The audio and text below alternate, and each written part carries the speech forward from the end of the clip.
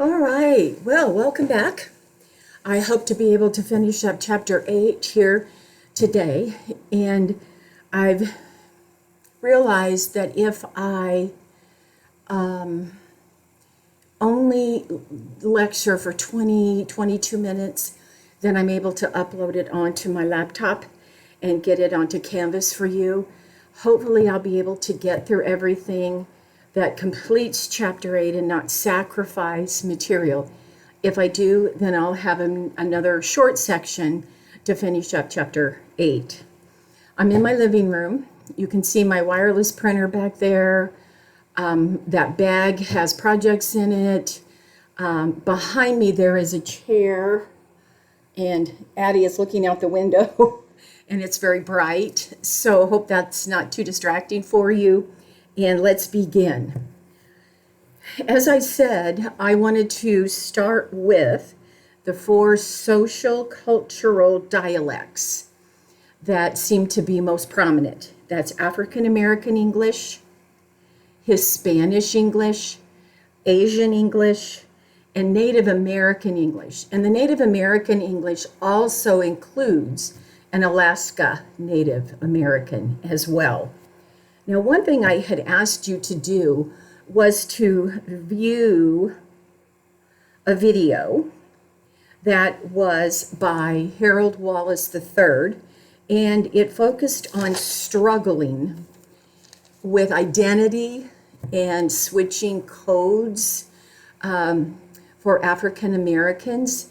And as I was searching through YouTube for some information for you, I came across this. And what I took away from this video is his definition of switching codes. Now, if you remember correctly, we did code mixing, and code mixing included a child who is living in a home that is bilingual, or in the home one language is spoken, they go to school and there's a different language spoken. And that's a little different. We know those children are using both of the languages, and they're switching out one language for another. But what our speaker is talking about, Mr. Wallace, is switching codes, switching how you represent an individual. Now, that difference is, in the example that he gave in the video, was of Barack Obama, our former president. And Barack Obama was in a locker room after a basketball game, I think it was, and he was speaking to one of the players who was African American, and he was speaking to another player who was Caucasian. And his response to the player who was Caucasian or white was to shake his hand. And the response to the gentleman who was African American, they did that, and I don't know for sure if that's what it's called, that shoulder bump. He went in, he grabbed his hand, he put it close, and they did a shoulder bump. And Mr. Wallace says that's switching codes. You become what you need to be depending on the culture of the person that you're talking to.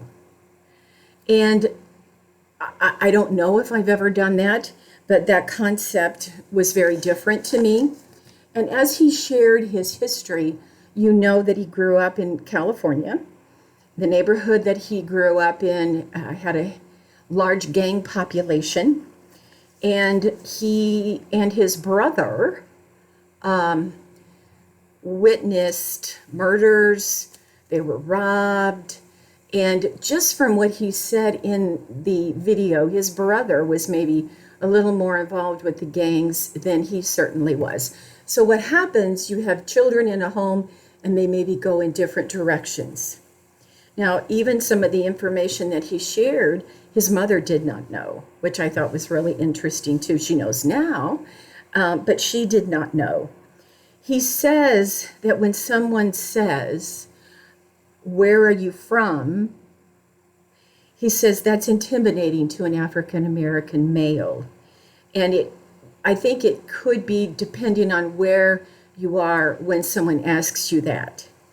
if you are in the wrong part of town, so to speak, where there's a heavy gang population or there's a lot of drug trafficking and you ended up there by accident and somebody says, where are you from? Then you would be very intimidated. It might frighten you. If you met someone in the mall that you knew and they had someone you didn't know with them and they asked you, where are you from? You probably wouldn't be as intimidated. But for him in his neighborhood, because maybe he shouldn't have been in that neighborhood, there's enough gang interaction going on that those gang members, wherever he was, would not take lightly that he was there. So we know that when we talk about culture, when we talk about cultural diversity, it focuses on minority language, dialects, and the people who live there. Now, as we go on and we talk about little pockets of people where certain cultures live in communities, we know that if you went from that community to another community, you may be asked, where are you from? And sometimes the result of that is not always pleasant. And he also says that he used the term microaggression, microaggression. And it might be where somebody said, your hair is really straight for an African American. Well, they could very much take offense to that. Maybe they've flat ironed it or they've relaxed their hair so it's much more smooth. But they may take offense to that because, oh, you only think that African Americans have curly hair, frizzy hair, unmanageable hair, and they may take offense to that. You're really smart for living in that neighborhood. So he says we have to be careful. We have to think before we speak. And maybe we mean no ill will, but we certainly do want to be careful and to think about what we say. And he said you need to lie, if you remember correctly, learn, implement, and embrace. Learn about someone who looks different than you, and learn about who they are, where they're from, and let's embrace those differences. So as we talk about cultural diversity, I think his message was pertinent. Embrace the differences that each of us have. But I thought that his concept of that switching codes, where you conform to the person that you're talking to, was very interesting. And he is a young man who fortunately was bright, and he had the opportunity to go to college and to maybe see his dream played out so that he can help others maybe in a way that he was not helped. So that's part of the African American message that comes from Harold Wallace. Now, African American English is by far the most studied and the most controversial dialect in American English. And many times it's because we don't understand it. We have a negative connotation in terms of violence or drugs or criminal records or something. But that really shouldn't cloud our thinking. African American English is also known as Black dialect, Black English vernacular, and Ebonics. And prior to that, the African American English, I feel, didn't have terminology connected with it that was very respectful, that gave you a better feeling about that population and the English that they spoke. So there is a lot of controversy and ignorance that is along with African American English, and lots of racial prejudice and those kinds of things. Now I noticed that my camera seems to be kind of darkening a little bit. I hope that you're not seeing that. According to our textbook, the African American English is spoken by many members, excuse me, of the working class in African American communities. But an African American English has a very long, diverse, complex, rich history behind it. And the next point that is in the PowerPoint on page 143 is when we talk about Creole and Pidgin.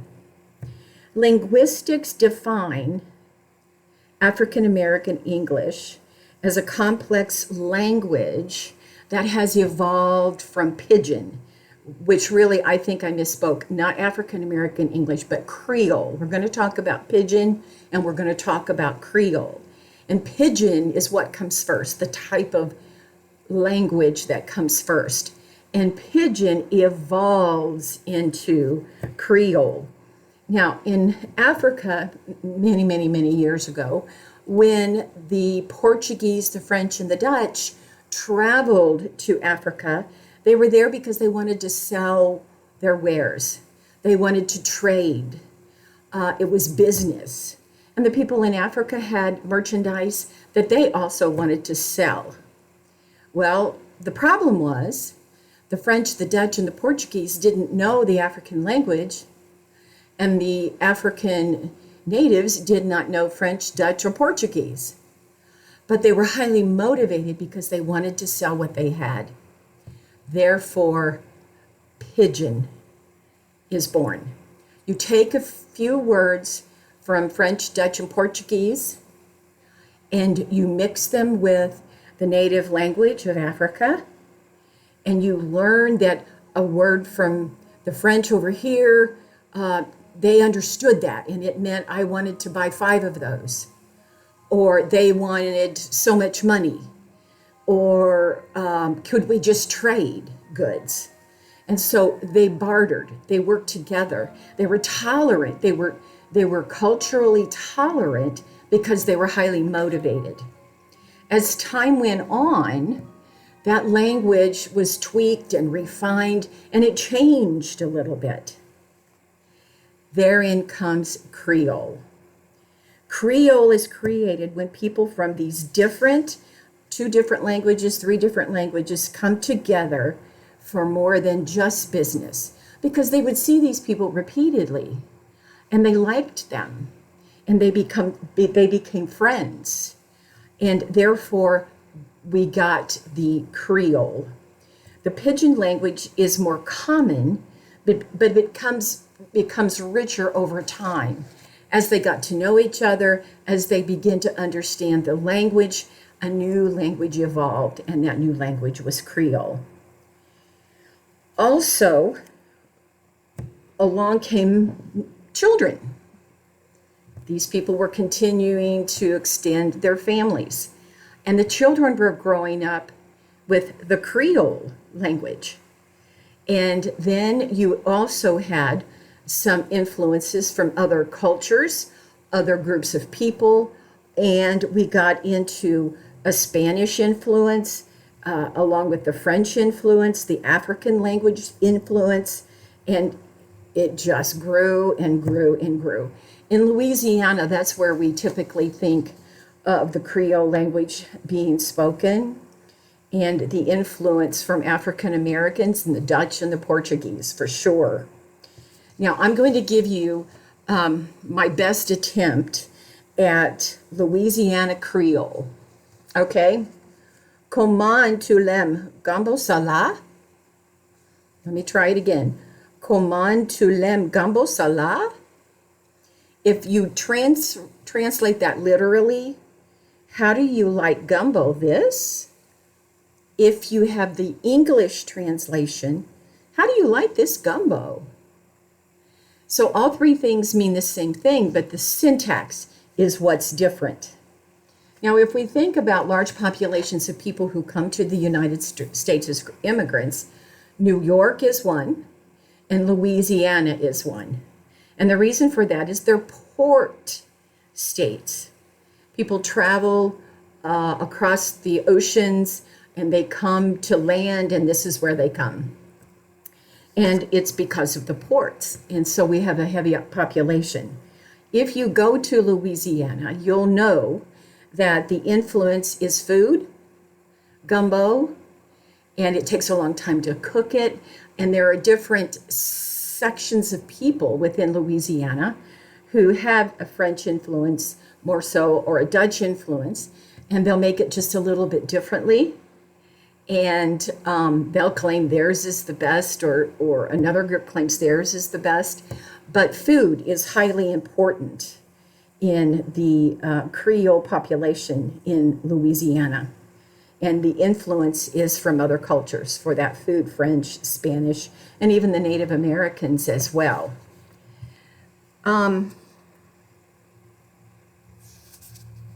So we start out with Pidgin. The language is coming from these other influences, these other cultures, as business is taking off, as they're buying things, as they're selling things.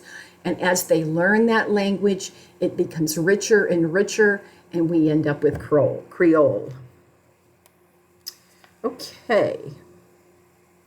Now I want to talk briefly about the Hispanic population that we have. Now, if you think about Spanish and the influence of many different countries, El Salvador, there's Cuba, Latin America, Spanish doesn't have the same rich culture that African American English has. They've got the influence from those other countries. Hispanic English has influence from other Spanish-speaking countries, not from a different language. Now, that doesn't mean they always understand what the other person is saying, because many times they do not. You can have a population of people over here with similar accent and dialect, and they may call something, have a word for something, but you may go many miles away and there's a different group. They also say they speak Spanish, but there is a bit of a difference. So Hispanic English does not have that same rich culture that African American English has.